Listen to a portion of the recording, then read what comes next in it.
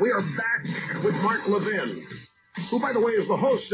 Many of you know of his own radio talk show syndicated nationally. We have the same flagship station, WABC AM 77 in New York. Mark, you're going to kick out of this. I checked my email during the break, and I just found this note. Subject line, interview awesome. I was stopped at a stoplight when it began, and I saw a friend who I know to be conservative. I rolled down the window, and I yelled at her. I said, turn on the radio. She said, I already am. I just ordered 4 copies of Levin's book. Oh, wow, that's terrific. Well, this is a bestseller. You know, a lot of people are going to credit the wrong things for the success of this book, such as its publicity. I mean, you can't get where you're going to get without publicity here, but it's the book itself. There is a hunger for this in a concise. Folks, this is not a large book. It's 256 pages, but it's not large. It's a book, but it's jam-packed. This has the answer for everything you've asked yourself about yourself and why you believe what you believe. And it also has at the end, we'll talk about this as we get closer to it, the modicum of steps that people can take. Now, Mark, I'm serious about this question. I happened to just coincidentally run across Barry Goldwater's book, A Conscience of a Conservative. Yeah.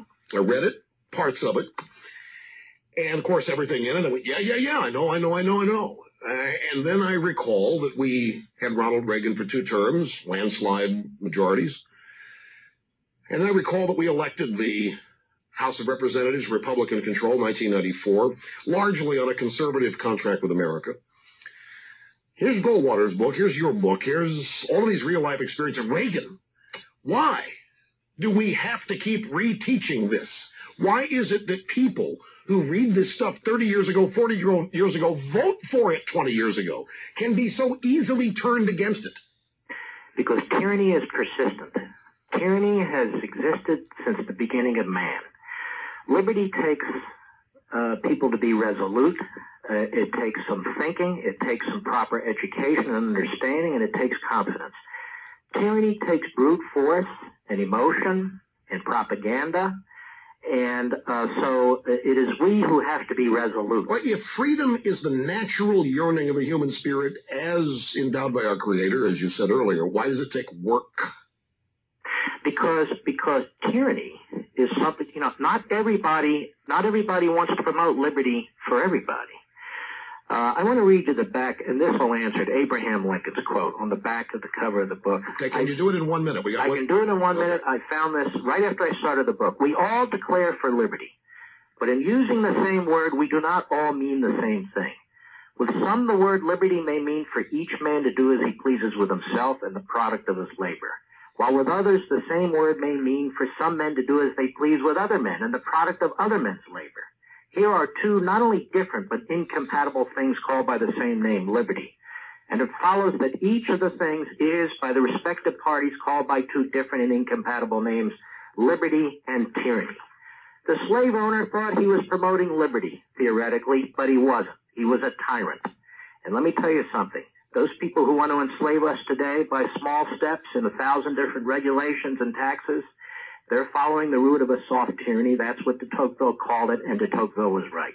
Mark Levin is with us, so we've got to take another EIB obscene profit timeout here in mere seconds. But again, the title of the book is Liberty and Tyranny, and we've got much more to discuss here. We'll do it after this brief timeout. Sit tight. Back before you know it.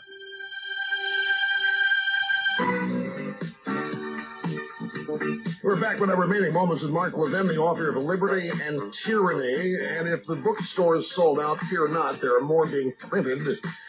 The book is exceeding all expectations except mine. Quick question here. You were just quoting Lincoln on the word liberty and how it can be defined in a bunch of different ways. Let's relate this to something happening right before our very eyes at this very moment. Liberals today, the Obama administration on down, are successfully confusing liberty with greed and greediness.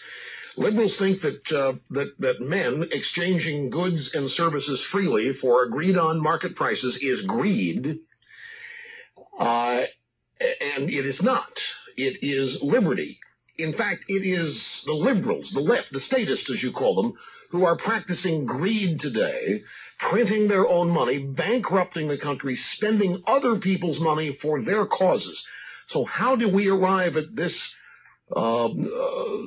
moment where the exercise of market economic liberty is considered greed?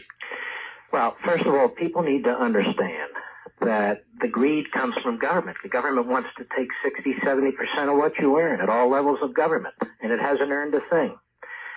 So here's the way we need to understand it. Labor. Labor is the time you spend working, whether it's an intellectual pursuit or a hands-on type pursuit, and you have an infinite amount of time on this earth.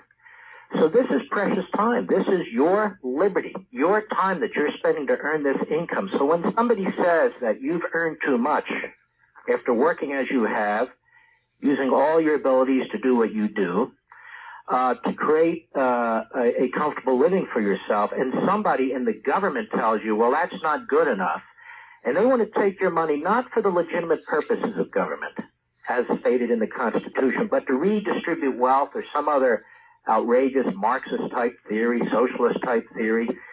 They are stealing literally time out of your life, your liberty that you spend earning this money, earning this private property legitimately. And we need to explain that the free market is the most transformative of economic systems, and it fosters creativity and inventiveness. It produces all these industries and products and services that the statist wants to control and tax. The statist creates nothing. The food Obama has was created by capitalism. The suit that he wears when he does these press conferences, he can thank capitalism, not a single bureaucrat. The car that he drives or that's driven for him, the helicopter, the jet he takes. The teleprompter. All of it is a creation of capitalism. No government bureaucrat and no politician. People need to look around because liberty's permeance. It's so broad, it's so wide that when you're born into it, a lot of times you don't recognize it. And you think it's going to be here forever. Well, aspects of it will, but it's going to be severely curtailed if those who do not respect liberty and do not respect private property rights and do not respect the labor that somebody applies to a skill or whatever and earns his own money, that liberty is going to be severely diminished. Liberty is precious, and that is what we want to defend. Couple more things before our time perspires. Yes. The internecine battles in the conservative movement now for primacy, supremacy, leadership, and so forth.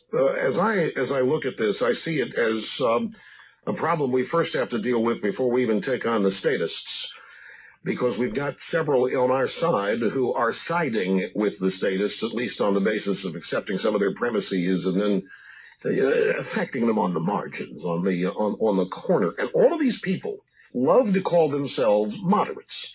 Now, Mark, the one thing about you'll never find, as I've said, books in the library of great moderates in American history. And one of the reasons is they're not passionate.